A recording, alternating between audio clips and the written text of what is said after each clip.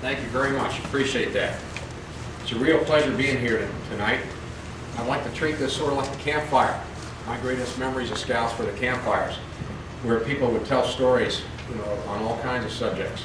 And I'd like to sort of make this that kind of thing. I'd like to start out with patrolling. The first outfit I was with was the 173rd Airborne Brigade.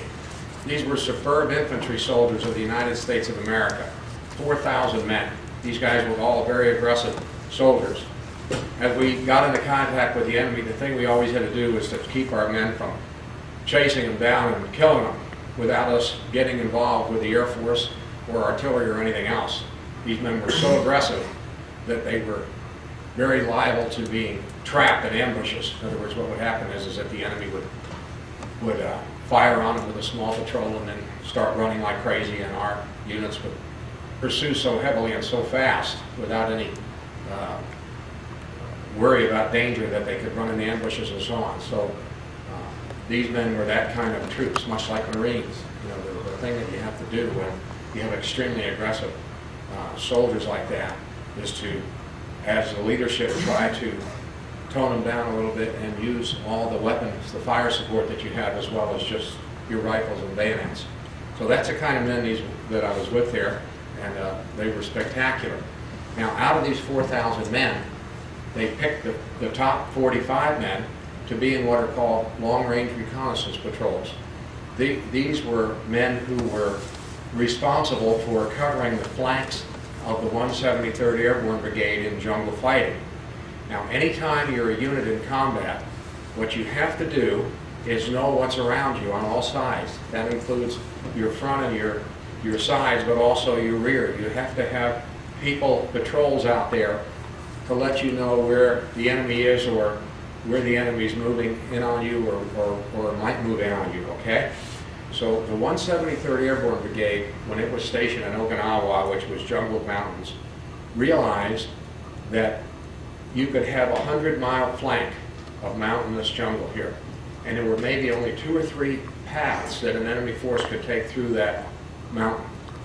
And so if you could just tell that nobody was on those paths, then you knew that that flank was secure, and you didn't have to waste men facing that way from your main brigade, from your main 4,000-man unit.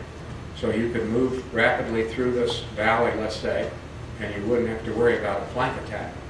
And the same way on this flank, on the other side, if you could just watch a few trails, you could make sure that no enemy forces were moving in behind you or on your flanks.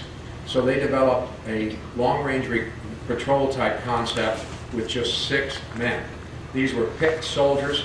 They were the very best soldiers that we had. These men are men who never complained at an order, never shrank from any job. They were just spectacular soldiers. They moved very, very quietly in the jungle.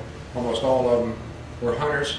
That's why we want to have every American man a hunter, because there's no better soldier than a good hunter. And that's what we had there. We had really good hunters in these patrols, and they would go out on the flank and cover a trail. As an example, 6 men would be there. There would be a patrol leader, an assistant patrol leader, a radio man, a chief scout, and 2 assistant scouts.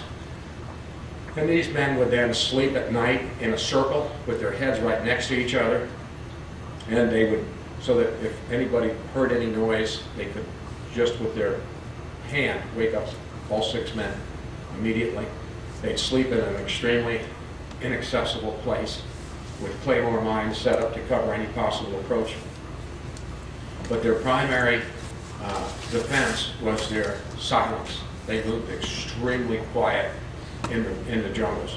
They moved extremely slow, and they would double back, be put in perhaps by helicopter, and then double back and watch a trail. And they were also put in enemy base camp areas, and their job was to capture an officer from, as an example, an enemy division. Many times they'd go in and they'd bring back an officer, and they generally capture them in the latrines. You have outdoor latrines when you're in the field.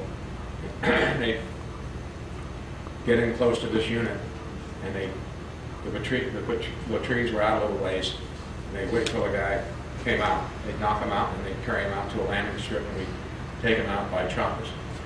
At any rate, the long-range reconnaissance patrols of the 173rd Airborne Brigade were a model on which the Marines and all the other combat units in Vietnam based their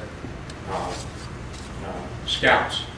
These were really, really good troops. I'd like to tell you a couple of stories that I was associated with to give you an idea of the kind of men they were. This first time, it was raining very heavily, and we were just assigned to Pleiku in the Central Highlands of Vietnam, and we were trying to find out where the main force units were south of Pleiku out in the jungle. So we put in a number of long-range reconnaissance patrols to try to see if they could establish contact with main force enemy units. So we put in this one particular unit, and I happened to be flying cover for him. I was in a little O-1 forward air controller aircraft. My job as an Air Force pilot assigned to the 173rd was to provide fighter cover, fighter strikes for the infantry units if they got in a combat situation with the enemy. So we put this little unit in at 5:30 in the afternoon. It was raining heavily and the ceiling was coming down. The helicopters, the troop ship and the two gunships to provide cover, and the troop ships put these 6 men in and they went back to base. And the weather kept coming down, and I hung around near there for about an hour to make sure that they didn't get in contact with the enemy. It's just before nightfall. It's getting pretty dark by that time, by about 6:30, and the enemy found them. They saw that they had seen the chopper coming in. They sent out patrols. There was a main force unit in the area, and they found these men. Now, unlike the movies, when 6 men are found by a main force unit, they have almost no chance, because it's extremely easy when you have 6 men. Number one, you'll wound 1 or 2 of them. That'll slow them up, and then you put flankers wide, and you put flankers wide to go out in front of them. Now these 6 men are moving, and all of a sudden they come up and they got people in front of them. Your main units are coming behind them, but now there's people in front of them slowing them up, and you can't just run through soldiers in the jungle. Just a couple men can slow them up, so they'll send out fast scouts to flank them, get in front of them, slow them up, and then they'll come in on them, and they will kill these 6 men without losing a man practically, because what they'll do is they'll just keep throwing mortars on them, mortars until they blow them up. Okay, they don't have to even get a rifle fire. They'll just pin them down and blow them up.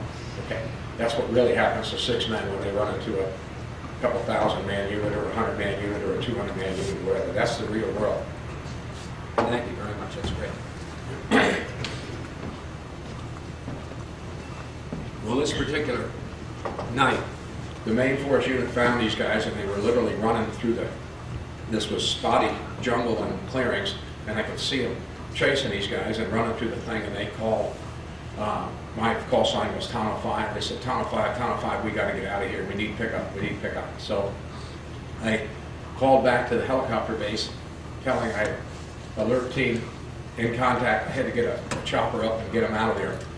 The weather was really bad by this time, and the clouds were right down on the trees, and it was heavy monsoon rain. It was extremely difficult flying conditions, and so the choppers couldn't get off the ground. So at any rate, I rolled in on the enemy here with just my little smoke rockets, and fired my little smoke rockets and my little rifle out the window, and they were afraid of fighters coming in behind, because that's generally what happened is we would mark the target with smoke rockets, and then we would have fighters hit the rockets with the bombs and so on. So they knew that, so when they saw the smoke rocket go out, they didn't realize the effect of the weather made it where the fighters couldn't come in.